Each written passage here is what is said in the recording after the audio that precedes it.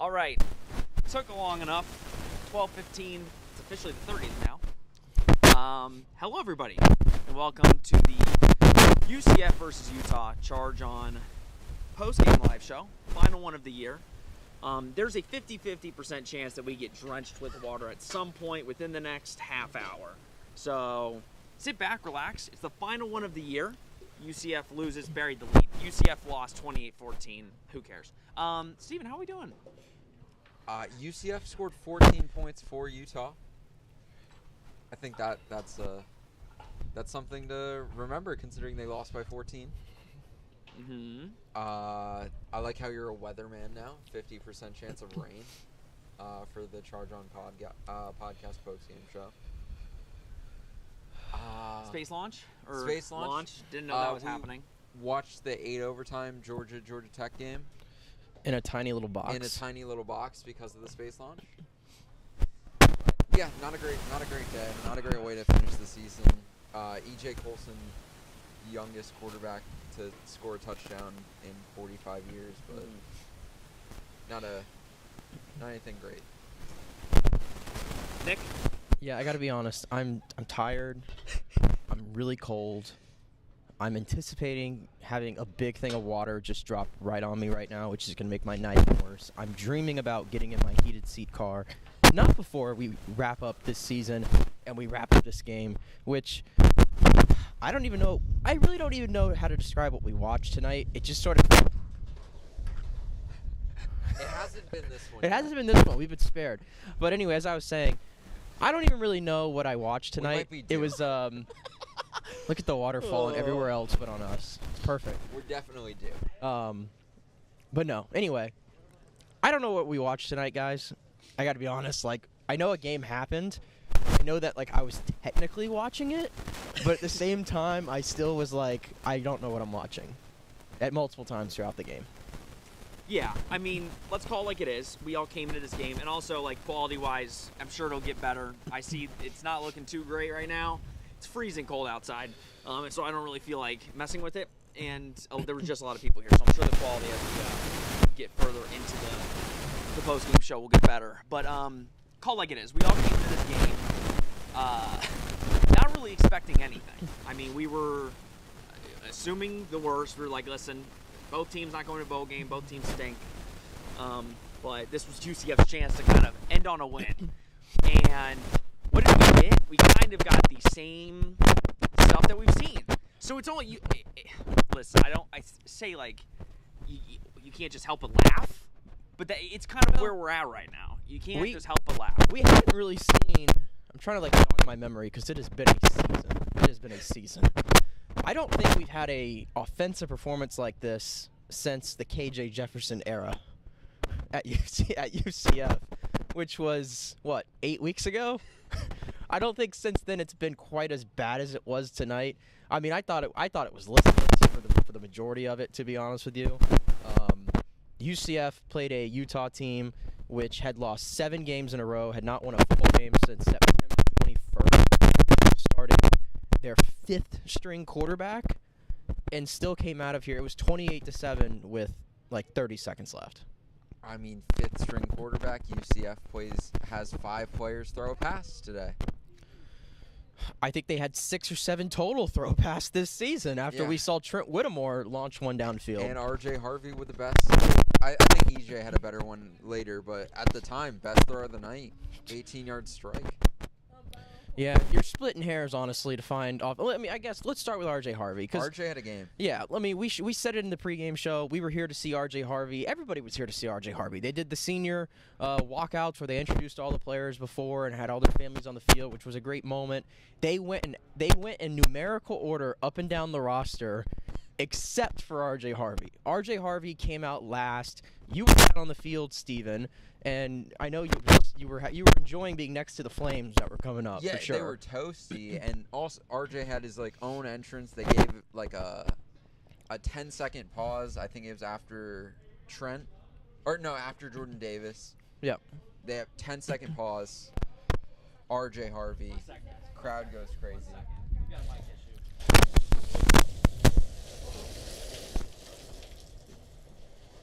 Oh, I juked that. Oh, you did not juke that. Whoa. Well, I just got we're having audio problems right now. You know, I look like RJ Harvey out there right now. Hold on. Did the static get any better, guys? Oh Lord. Hopefully this is savable.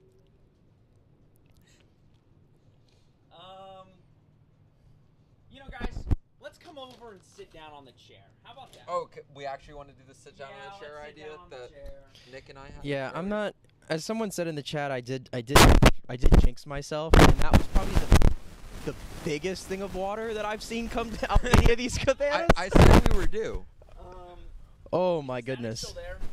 Anybody? 'Cause I threw my mic. Static's still there.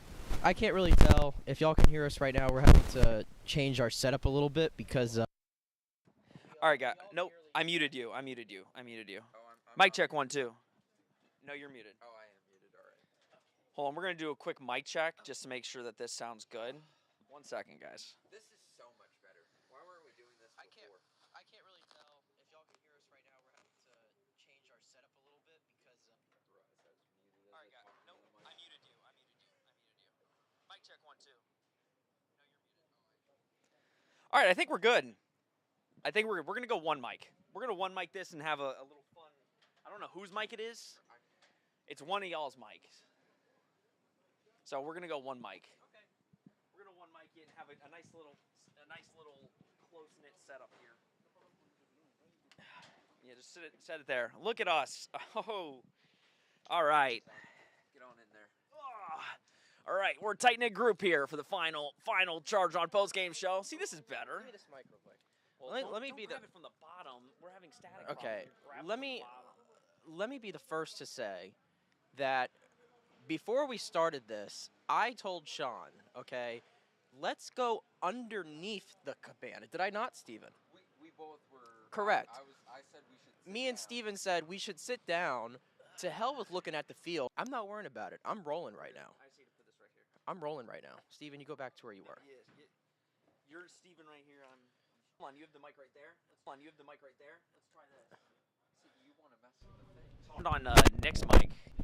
He scores the touchdown. He ends up with 2 touchdowns. That's what's going to happen when you give up. I mean, really 11 points on defense. I know they gave up the field goal early too, but I don't know, I think it was like 12 yards on that drive. They started after the Dillon fumble. Chase and Johnson stood out to me on defense. Ethan Barr on defense with a PBU. Nigel Kelly, 2 sacks. Kelly, first multi-sack game in his career. Yeah, listen, the is my mic stat, is it Yeah, it's yours. Oh. We're just gonna go one. Yeah, we're going one. mic stat, is it Yeah, it's yours. Oh. We're just gonna go one. Yeah, we're going one. Go ahead. Yeah. Go ahead. Yeah, so I think the defense literally played as well as you possibly could expect them to tonight. I mean, we mentioned they're going up against a 5th-string quarterback. It's not a great offense. In fact, it might be the worst offense in the entire Big 12 coming into this game. UCF gifted them 2 pick sixes. And I'd have to go through the research books. I don't even know if you know the answer, Steven. If we've ever had 2 UCF quarterbacks throw a pick 6 in the same football game. I don't know if that's happened before, but this has certainly been a season to set records. Not good ones, except for RJ Harvey, of course. But yeah, the defense I thought played really well. I don't think Utah's offense, outside of the 1 touchdown they had there in the 4th quarter, which was really the backbreaker, I thought I was overall pleased with the effort from the defense tonight, which we should have expected. I mean, every touchdown tonight coming from a guy that's played under Gus Malzahn. That is an impressively bad stat, considering 2 of them were pick sixes, and 1 was a Utah touchdown. It's just I don't know. I'm not even listening to them. I'm so focused on this. What's your overall thoughts, Sean? My overall thoughts is I'm ready for a vacation, but we don't get to take a vacation. Signing day Wednesday. I'm in Phoenix, so I'll be seeing our 12 players get signed from Phoenix. Might be more than 12. Yeah, it might be It's more. 13 already. We have Missed out on the kicker today. Forgot about it. Not going to talk about the kicker commit. Not going to talk about it. Seen some highlights. Not happy. Listen, this game was meaningless. Nobody at the end of the day, you wanted to win for RJ. You wanted to win for Kobe. You wanted to win for the seniors that, poured their blood, sweat, and tears into the program. You saw it after the game. RJ's over on the sideline and kneeling down. It's hard. It's hard for them, and it's easy for us in 50-degree weather to sit here and say, oh, well, this game didn't matter when they're out on their, out on the field trying to make, some plays to win games. But at the end of the day, this is the worst season in UCF recent history since 2015. It's not even close. And there's not really any bright spots. And I think that's where the long 9 months is going to come into play here. I'm coming, and I kind of want to, get your guys' thoughts on it, though, is, right now there just seems like we're directionless. There's not really a direction. There's not really a plan. There's not really anything. It's kind of just like we're in limbo. And, I think with all signs pointing to Gus coming back next year and, a lot of questions needing to be answered, I don't know if there's going to be a lot of answers. And for somebody that has a UCF podcast and people that, cover this team every week, that's rough because realistically you're looking at another 10 months of a bunch of BS, basically. So, I don't know. I think to answer your question, Nick, my overall thoughts is I'm honestly really happy we don't have to watch a UCF football game until April, and that's a spring game. So, you could take the mic. Yeah, I think it's an indictment kind of on how UCF's recruited because you said there was like a lack of bright spots. I think the bright spots are on defense. And that's where all the good recruits have been. Like, not all of them, but like the majority of the higher end recruits. Even Chase and Johnson wasn't a higher end recruit, but the majority of players that they've brought in have been defensive guys. You have John Walker back next year off of injury, Braden Marshall off of injury. Chase and Johnson played well tonight. Nigel E. Kelly played well tonight. X-Ray Alexander. You have to land some offensive guys. You have an offensive-minded head coach. I don't know who the offensive coordinator is going to be next year. I assume the defense coordinator is going to be Addison. You have to figure it out offensively at some point.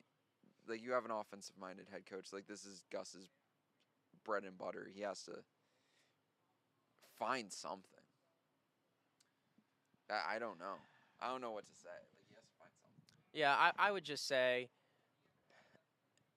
Gus is an offensive head coach. We know this. And what you saw tonight, it's sort of like the perfect summation for what we've seen offensively. You can point to the yardage all you want, and the yardage will tell you that UCF has one of the best offenses in the Big 12.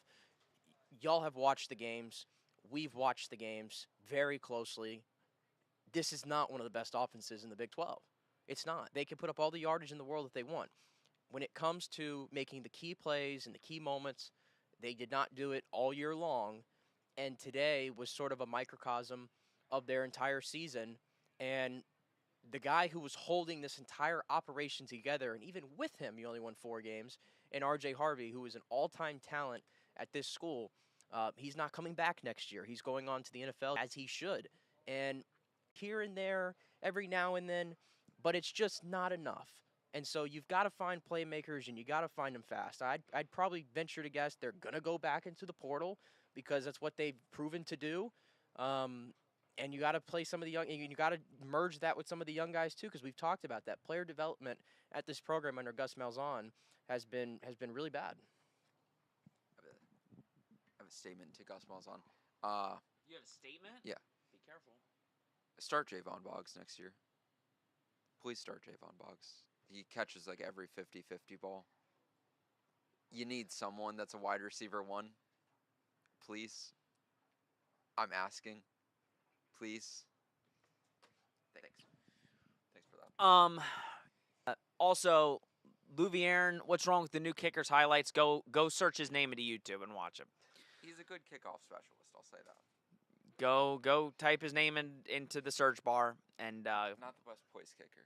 We got much bigger issues than, trust me. Well, he's on scholarship, so. listen.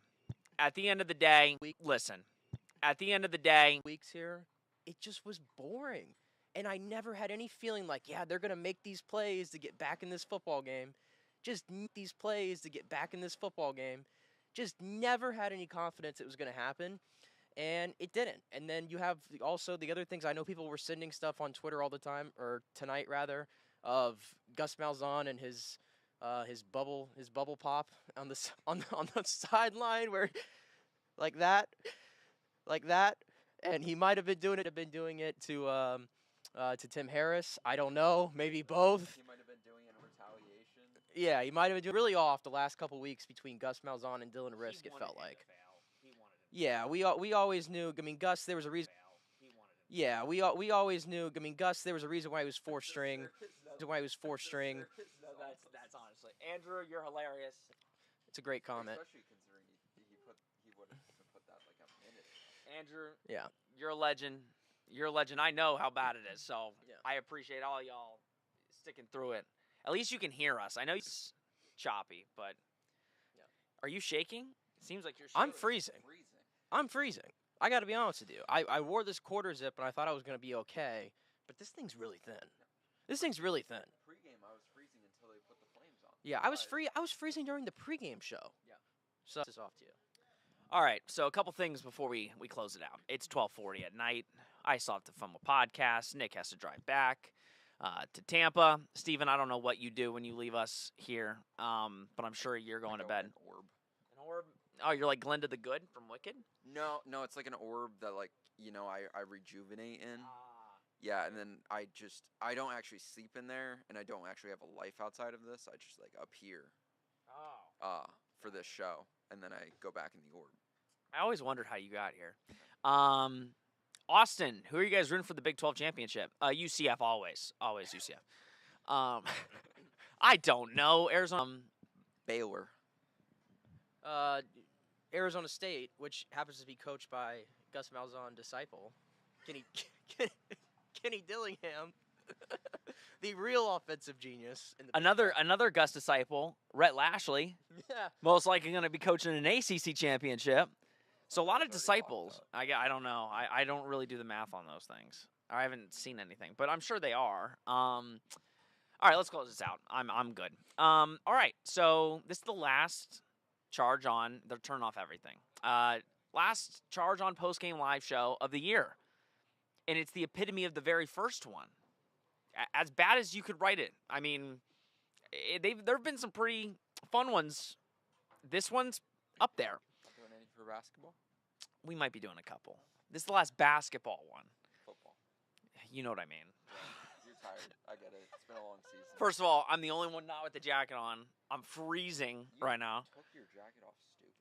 I had to wipe the laptop down because it got drenched with a pound of water. I gave you a sweater. I have one in my pack. It's fine. So how do we? Okay. Hold on, Louvier. I know we talked about not thinking of Gus firing, but who's actually a good candidate for UCF? We're not talking about it. We're moving.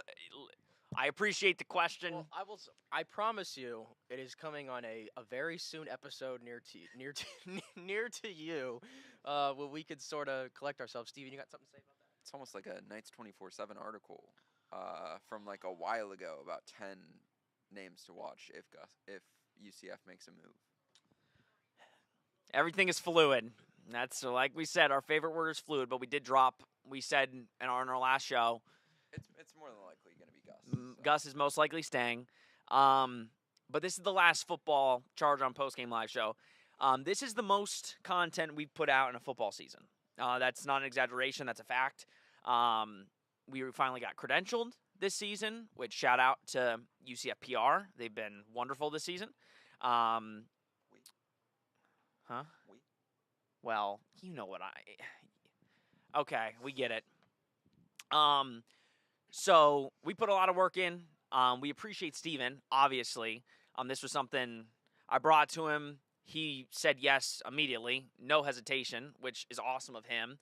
And for him to come on and do this with us, rough first season. I'm not going to sit here and say everything went perfect. It went like not you were perfect. Yeah. I think it's my fault that the season went so bad. I came on this and just season went to absolute crap. I think it's my fault. You can blame the Charge On podcast for getting a I'll little blame bit you more guys for access. having me on. No. But we did a lot of new stuff. We've got 9 months to think about how we top it. But I'm going to let Nick get the floor here to give his final word. But here you go. Yeah, I want to say thank you to everybody who has tuned in. This show has seen a lot of growth over this season. We tried to do some new things, and listen, we're still building this. We're still sort of ironing out the kinks, if you haven't noticed.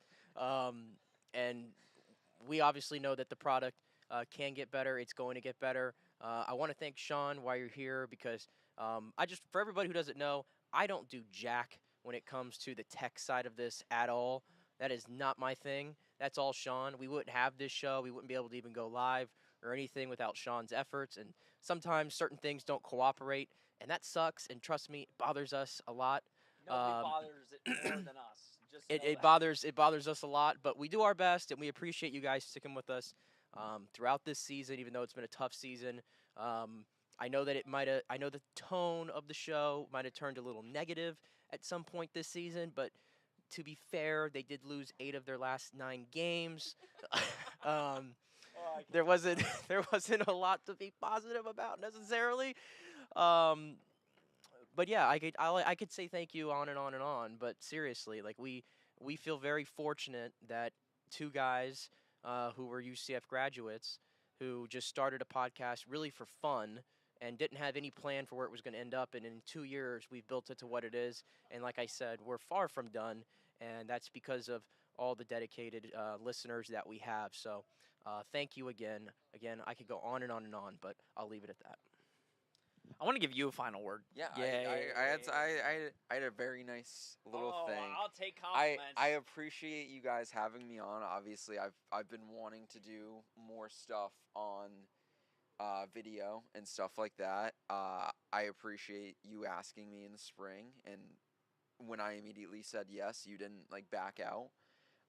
And I wanted to give a special shout out to Nick, because you didn't know me.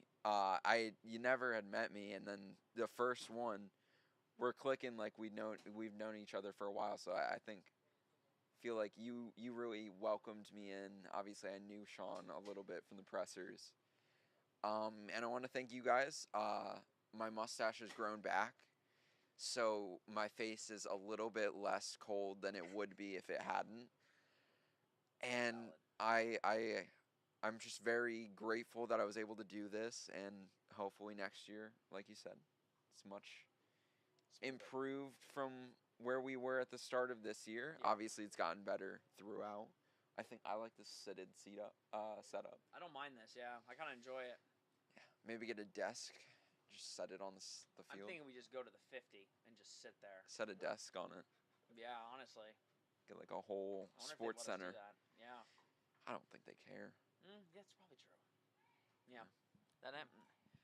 Now my final thoughts. Like Nick said, like Steven said, we really appreciate all of you. I don't know why anybody is still listening when the quality is this bad for this one. We've had some really good ones. There's been some really bad ones. I think content-wise, it's never about us. It's what can we bring to you guys to just give you more content. That's our number one goal. That's what we've been trying to do for the 2 years going. This is now ending our third season, and heading into our 4th season next year. So, like Nick said, we're going to keep going up. We always are finding new ways to create new content. Basketball, we're still going to be doing some stuff with basketball. Maybe some post-game live shows. Those are definitely going to be way better quality-wise because we'll be in a building. And Wi-Fi, yeah. But no, we're excited to see where it goes. We appreciate you all as always. We've got the best fans. UCF fans are incredible.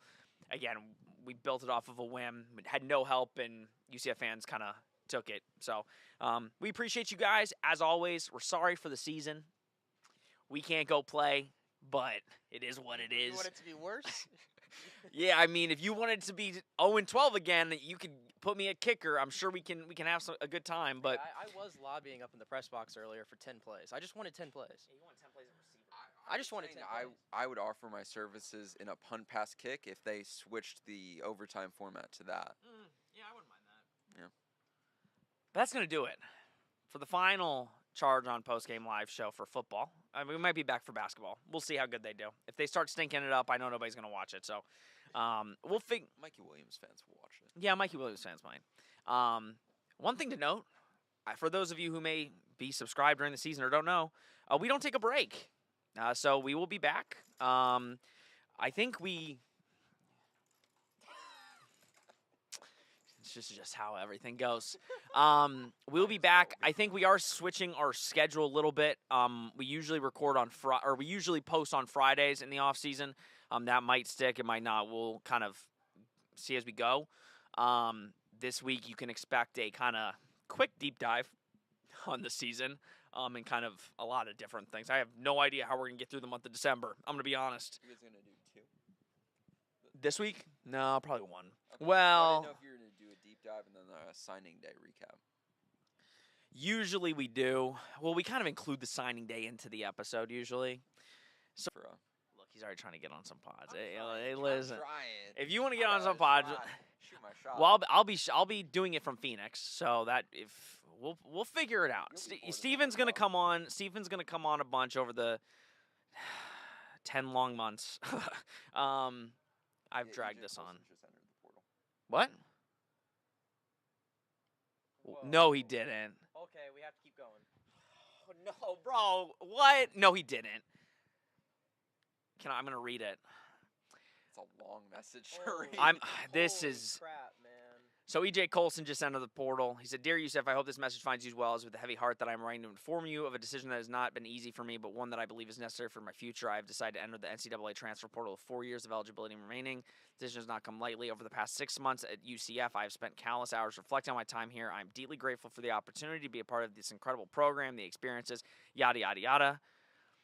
Representing the program while wearing the Knights jersey has been an incredible honor. Although my goal was to win a championship at UCF, things didn't unfold as I hoped. Well, no, because you came early and didn't play.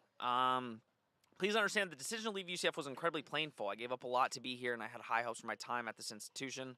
I'm disappointed that things was the right step for me. I am extremely grateful for everything I've gained here, and the memories, lessons, friendships I've made will always remain close to my heart. I truly appreciate your understanding. I am fully committed to supporting my teammates in any way I can during the transition. I am also grateful to all the coaches who have helped me grow by pointing out areas for improvement while also encouraging me and believing in my ability to lead both on and off the field. I will always hold UCF in the highest regard, and I sincerely wish the program continues. The 10 months just got way worse. Malachi Singleton saved me. That's crazy. Well, here you go. This actually kind of makes sense because as you said that, I went on Twitter, and the first thing I saw was a quote from Gus Malzahn, who was speaking a little while ago, and he said he was asked if he thinks the 2025 quarterback starter is on the roster right now, and listen to this answer. I think we've got guys that are talented and are going to be really good quarterbacks. That's the best I can say right now, was the answer. And I feel like that last part, that's the best I can say right now, might have been alluding to this, potentially. And clearly, with EJ having that long statement in a graphic, this was obviously something that he had already decided. I tell you what, I'm almost like, it's hard to have this just sprung onto you at 12:50 at night after the game where we literally just saw him play and he literally just threw his first touchdown pass. He literally was in the game. Youngest play. He was in the plane for the last play. I will say this, and I mentioned in the press box, and I didn't know if it was just the game was over or whatever. He threw the touchdown pass, and he went over, and him and Gus did not high five. I noticed it, and I'm like, oh, whatever, it doesn't mean Usually anything. Gus would be happy for his player to score his first All the touchdown. players were hitting up EJ like, hey, congrats. He walked right past Gus. Gus did not high five and did not do anything. But you would think if Gus knew that he was going to transfer, why would you even put him in the game? Just put Jakari in it. It's like there's no point in putting him in the game there if he's going to transfer. Well, what are we doing? things just... I mean, no, To be honest, I was That's when you know it's crazy because he knows like everything, and he knew nothing. so like the UCF staff was very convinced that he's going to be the starter next year. Okay, so what do we think? Is it just the program looks really bad, and he's like, I'm not gonna. I also think he got benched for a senior's mistakes. All right, so remember when we said that they're not going to go in the portal? It seems like that's probably what's going to happen, and you're probably seeing another portal quarterback. And by the way, I'm right now I'm a little stunned by this. That's I gotta admit to you, I'm a little stunned by this. But at the same time, early reaction to this. Stetson, hold on, Stetson. He had that typed up for 4 weeks probably. Yeah, that's been typed up. Yeah. But I'll get y'all's opinion on this. But at the same time, early reaction to this. We've talked a lot about the way they have sort of mismanaged the quarterback position this year, and particularly with EJ Coulson. And the fact that we went from after they benched KJ after a 3-2 start, right, after the Florida game, which we were all in favor for, and we thought it was going to be Jakari, and to our surprise, it was EJ. And EJ gets in there for 2 series, as Steven mentioned, 2 fumbles by a senior running back and Johnny Richardson, and then he doesn't see the rest of the field ever again, essentially. Basically until tonight in garbage time. One play against Iowa State. Yeah, 1 play against Iowa State to come in for Jakari Brown. This is.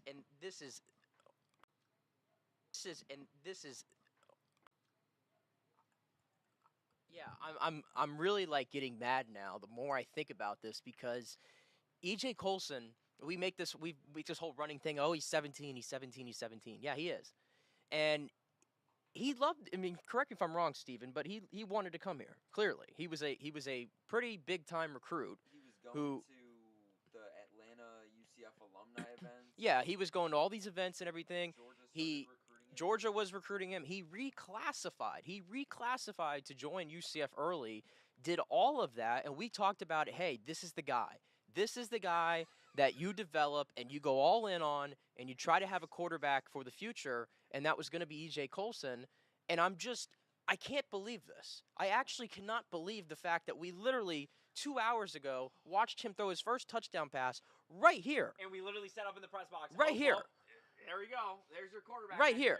He also threw his first pick 6, but we won't talk about that.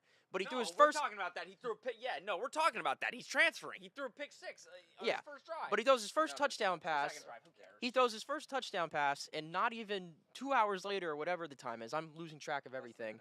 Less than an hour after the game, he's entering the transfer portal. I cannot believe this. I cannot believe this.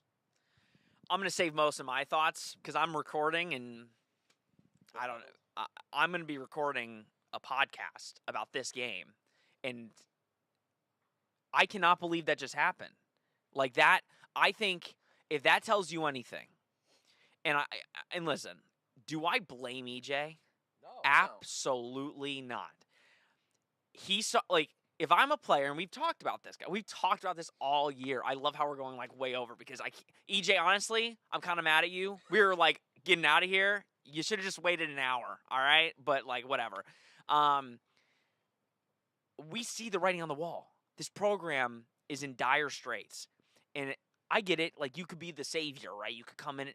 This program needs a lot more than EJ Coulson to fix it, and the fact that this tells me Darren Hinshaw's gone. I think this tells me Darren Hinshaw's gone. I don't like to speculate on assistant coaches. You don't need to. But it does feel like we're getting a press release tomorrow. Okay. All this tells me is, I will say it again, and I feel even more strongly about this now, in that I feel Gus Malzahn is unfit to be the head coach of UCF.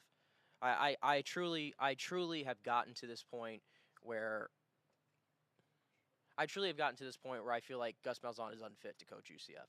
This is like blunder. Can you read that quote again? This is blunder after blunder after blunder after blunder, and it should never have come to this. This was a layup.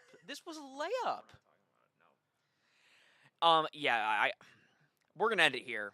I know it's almost like it kind of, you know what this feels like? It kind of feels like the cliffhanger at the end of a season, where it's like, oh, what's gonna happen next season? Like it's kind of like that. I agree. That's Aaron Noland would be a good target too. Ohio State. He's friends with Kylan. we'll His name's Prentice. I don't know why he goes by Air. we'll cross that bridge when we get there. This is a shock. Kid was going to be the quarterback one next year. It was so obvious. And credit to him, smart kid. He said, "I'm getting out of that situation real quick, and I'm going to find another one." And he took his red shirt, unlike Tommy. So now, like, Tommy has 1 year of eligibility left. EJ's a smart kid. He knew. EJ knew. EJ was like, "Oh, this is how it's going. Iowa State game. I'm done." So as of right now, and again, I'm not here to speculate. And I'm just guessing. I want to be very clear. Steven has not told me anything on this. And he doesn't know anything. We know nothing. If I had to guess, Dylan Risk is entering the portal, and Jakari Brown will enter the portal. He might stay. I don't think he starts, but he might stay. Well, if he, because what was can you find the quote, Nick? That he just. No. there's I some need. quarterbacks on this roster that are going to be good. I think we've got guys that are talented and are going to be really good quarterbacks. That's the best I can say right now. That does kind of tell me somebody on the roster is going to be a starter and he doesn't care. Is that what it reads for you? It kind of reads like that. That tells me that Like someone outside of this roster is going to be your quarterback. We're done. I can't. My blood's boiling. It's cold outside and I'm boiling. I will point out. I'm suddenly not even cold anymore. I'm not either. My blood is boiling. UCF fans, if you pay attention to recruiting, know about Malachi Singleton. He led Arkansas to a win over Tennessee and then got put right back on the bench when Taylon Green came back. So hopefully he enters the portal and we get the good Arkansas quarterback this time. We're done. Thanks so much, guys. I'm done. We're done. UCF is, yep.